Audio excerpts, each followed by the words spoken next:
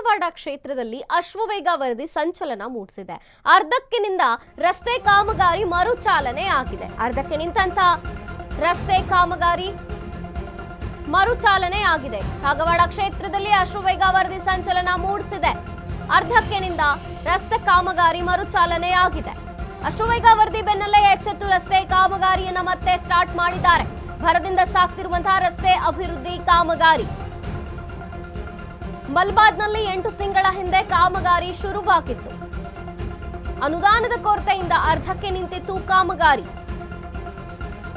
ರಾಜು ಕಾಗೆ ಸತೀಶ್ ವಿರುದ್ಧ ಆಕ್ರೋಶ ಹೊರಹಾಕಿದ್ದಂತಹ ಗ್ರಾಮಸ್ಥರು. ಈ ಬಗ್ಗೆ ವಾರದ ಹಿಂದೆ ವರದಿ ಬಿತ್ತರಿಸಿತ್ತು ನಿಮ್ಮ ಅಶ್ವವೇಗ ನ್ಯೂಸ್. ತಕ್ಷಣವೇ ಅಶ್ವವೇಗ ವರದಿಗೆ ಸ್ಪಂದಿಸಿದಂತಹ ಶಾಸಕ ರಾಜು ಕಾಗೆ ಕಾಮಗಾರಿ ಶುರು ಮಾಡುವಂತೆ ಗುತ್ತಿಗೆದಾರನಿಗೆ ಖಡಕ್ ಸೂಚನೆಯನ್ನ ನೀಡಿದ್ರು. ಅಶ್ವವೇಗ ನ್ಯೂಸ್ಗೆ ಧನ್ಯವಾದ ಸಲ್ಲಿಸಿದ ಮಲಬಾದ್ ಗ್ರಾಮಸ್ಥರು. ಕಾಗವಾಡ ಕ್ಷೇತ್ರದಲ್ಲಿ ಅಶ್ವವೇಗ ವರದಿ ಸಂಚಲನವನ್ನ ಮೂಡಿಸಿದೆ. ಕಾಮಗಾರಿಗೆ ಮರುಚಾಲನೆ ಸಿಕ್ಕಿದೆ. ಈಗ ಅರ್ಧಕ್ಕೆ ನಿಂತಿತ್ತು ಕಾಮಗಾರಿ. ಅಶ್ವವೇಗ ವರದಿ ನ್ಯೂಸ್ ಮಾಡ್ತು. ಈ ವರದಿಯ ಬೆನ್ನಲ್ಲೇ ಈಗ ಎಚ್ಚೆತ್ತು ಕಾಮಗಾರಿಯನ್ನ ಮತ್ತೆ ರೀಸ್ಟಾರ್ಟ್ ಮಾಡಿದ್ದಾರೆ. ಕಾಮಗಾರಿ ಈಗ ಭರದಿಂದ ಸಾಗ್ತಿದೆ. ರಸ್ತೆ ಅಭಿವೃದ್ಧಿಯ ಕಾರ್ಯವೂ ಕೂಡ ಮುಂದುವರಿತಿದೆ. ಮಲಬಾದ್ನಲ್ಲಿ 8 ತಿಂಗಳ ಹಿಂದೆ ಈ ಕಾಮಗಾರಿಯನ್ನ ಶುರು ಮಾಡಿದ್ರು, ಆದ್ರೆ ಅರ್ಧಕ್ಕೆ ನಿಲ್ಲಿಸಿದ್ರು.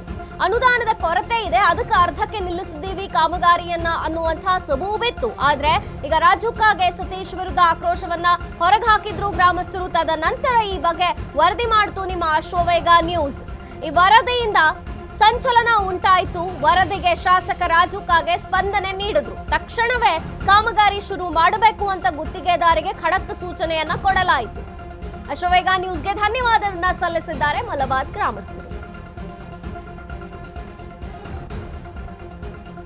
ಅಶ್ವವೇಗ ನ್ಯೂಸ್ನ ಬೇಗ ಇಂಪ್ಯಾಕ್ಟ್ ಇದು. ಅಶ್ವವೇಗ ವರದಿ ಮಾಡಿದಂತಹ ಬೆನ್ನಲ್ಲೇ ಎಚ್ಚೆತ್ತು ಕಾಮಗಾರಿಯನ್ನ ಮತ್ತೆ ಸ್ಟಾರ್ಟ್ ಮಾಡಿದ್ದಾರೆ. 8 ತಿಂಗಳ ಹಿಂದೆ ಕಾಮಗಾರಿಯನ್ನ ಶುರು ಮಾಡಿದ್ರು. ಅನುದಾನ ಇಲ್ಲ, ಅನುದಾನದ ಕೊರತೆ, ಹಣ ಇಲ್ಲ ಅಂತ ಅರ್ಧಕ್ಕೆ ಕಾಮಗಾರಿಯನ್ನ ನಿಲ್ಲಿಸಿದ್ರು. ಇದರಿಂದ ರಸ್ತೆ ಹದಗೆಟ್ಟು ಹೋಗಿತ್ತು ಮತ್ತು ಸಾರ್ವಜನಿಕರಿಗೆ, ರಸ್ತೆಯ ಮೇಲೆ ಓಡಾಡುವಂತಹ ಜನರಿಗೆ ತುಂಬಾನೇ ತೊಂದರೆಯಾಗಿತ್ತು. ಯಾಕೆಂದ್ರೆ ಪ್ರಮುಖವಾದಂತಹ ರಸ್ತೆ ಇಷ್ಟು ಹದಗೆಟ್ರೆ ಹೆಂಗೆ ಹೋಗೋದು ಅನ್ನುವಂಥ ನಿಟ್ಟಿನಲ್ಲಿಯೇ ಅಲ್ಲಿ ಸಾರ್ವಜನಿಕರು, ನಾಗರಿಕರು ಅಶ್ವವೇಗ ನ್ಯೂಸ್ ಜೊತೆ ಮಾತನಾಡಿದ್ರು. ಅಶ್ವವೇಗ ನ್ಯೂಸ್ನ ಬೇಗ ಇಂಪ್ಯಾಕ್ಟ್ ಇದು. ವರದಿ ಮಾಡಿದಂತಹ ಬೆನ್ನಲ್ಲೇ ಈಗ ಅನುದಾನದ ಕೊರತೆ ಇದೆ, ಅದಿದೆ, ಇದಿದೆ ಅಂತ ಸಬೂಬ್ ಹೇಳೋದನ್ನ ನಿಲ್ಲಿಸಿ ಮತ್ತೆ ಈಗ ಅಲ್ಲಿನ ಕಾಮಗಾರಿಗೆ ಮರುಚಾಲನೆ ಸಿಕ್ಕಿದೆ.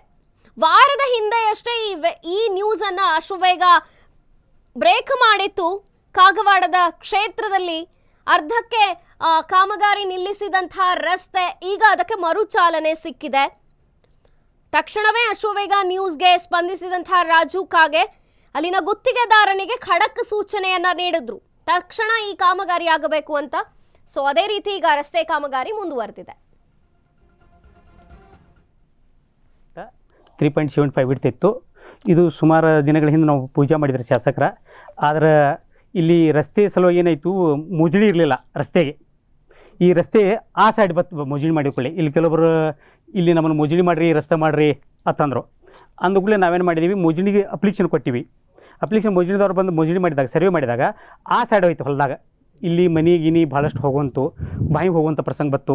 ಅದಕ್ಕೆ ಸ್ವಲ್ಪ ಎಲ್ಲರಿಗೆ ಮತ್ತೆ ತಿಳಿಸಿ ಹೇಳಿ, ಹಳಿ ರಸ್ತೆ ಎಲ್ಲಿತ್ತಪ್ಪ ಅಲ್ಲೇ ಮಾಡೋಣ ಅಂತೇಳಿ ತಿಳಿಸಿ ಹೇಳಿ, ಈಗ ಒಂದು 2-3-4 ತಿಂಗಳು ಹಿಂದಿನ ಮಕ್ಕಳಿಂದ ನಾವು ಮೆಟ್ಲಿಂಗ್ ಸರ್ಫೇಸಿಂಗ್ ಮಾಡಿದ್ದೀವಿ, ಬರೋಬ್ಬರ ಐತಿ. ಬಟ್ ಏನಾಯಿತು, ಇಲ್ಲಿ ಕಬ್ಬಿನ ಗಾಡಿ ಸೀಸನ್ ಚಾಲು ಆಯ್ತು.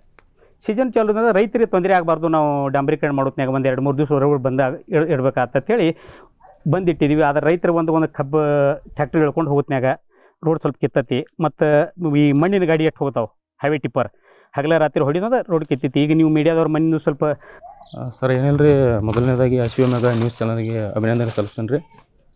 ಮತ್ತು ನಮ್ಮ ಕ್ಷೇತ್ರದ ಶಾಸಕರಾದ ರಾಜು ಕಾಗೆ ಅವರಿಗೆ ಕೂಡ ಈ ಮುಖಾಂತರ ನಾನು ಅಭಿನಂದನೆ ಸಲ್ಲಿಸ್ತಾ ಇದ್ದೀನಿ. ಇವಾಗ ಏನೋ ಕಾಮಗಾರಿ ಚಾಲೂ ಮಾಡಿದ್ದಾರೆ. ಇವತ್ತೇನು 1ನೇ ಹಂತದೊಳಗೆ ಒಂದು ಸ್ಟೆಪ್ ಮುಗಿಸತ್ತಾರೆ ರೀ. ಆಮೇಲೆ ನೆಕ್ಸ್ಟ್ ನಾಳೆ 2ನೇ ಹಂತವಾಗಿ ಇನ್ನೊಂದು ಸ್ಟೆಪ್ ರೋಡ್ ಕಾಮಗಾರಿ ಮುಕ್ತಾಯ ಆಗ್ತೈತೆ ರೀ.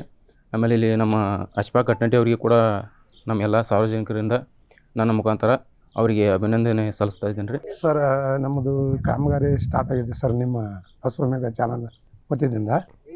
ಇವಾಗ ಸಾಕಷ್ಟು ದಿನದಿಂದ ನಾವು ಬೇಡಿಕೆ ಇಟ್ಟಿದ್ದೀವಿ, ಕೆಲಸ ಆಗಿದ್ದಿಲ್ಲ. ಅದು ಇವತ್ತೇನಾಗಿದೆ ನಾವು ಚಾನಲ್ದವ್ರನ್ನ ಕರೆಸಿ ಮುಖಾಂತರ MLA ಅವರಿಗೆ ಧಿಕ್ಕಾರ ಹಾಕಿ ಅವರು MLA ಅವರು ಸ್ಪಂದನೆ ಮಾಡಿ ಅವ್ರಿಗೆ ಕೂಡ ನನ್ನ ಅಭಿನಂದನೆ ತಿಳಿಸ್ತೀನಿ ಸರ್. ಆಗ ನಮ್ಮ ಗುತ್ತಿಗೆದಾರರಾದಂಥ ಅಭಿಷೇಕ್ ಗಡ್ನಟ್ಟಿ ಅವರಿಗೆ ನಾನು ಅಭಿನಂದನೆ ಹೇಳ್ತೇನೆ ಸರ್. ಏನೋ ಕೆಲಸ ನಮ್ಮ ಅಡಚಣೆಯಾಗಿ ನಿಂತಿತ್ತು, ನಾವು ಮಾಡ್ತಾಯಿದ್ದೀವಿ ಅಂತಂದರು. ಹಾಗೆ ನಿಮ್ಮ ಚಾನಲ್ ಮುಖಾಂತರ ಮಾಡಿದ ಕೂಡಲೇ ಅವರು ಮಾಡ್ತಾಯಿದ್ದಾರೆ ಸರ್. ಈಗ ಚೆನ್ನಾಗಿ ಮಾಡ್ತಾಯಿದ್ದಾರೆ ಮತ್ತು ಆಗ ಬಂದಿದ್ದಾರೆ ಸರ್. ಸಾರ್ವಜನಿಕ ವತಿಯಿಂದಾಗಿ ನಮ್ಮ ಎಲ್ಲರ ವತಿಯಿಂದ MLA ಆಗಲಿ, ಅಭಿಷೇಕ್ ಗಡ್ನಟ್ಟಿ ಆಗಲಿ ಹಾಗೂ ನಿಮ್ಮ ಚಾನಲ್ ಹಸುವಾಮಿ ಚಾನಲ್ಗಾಗಲಿ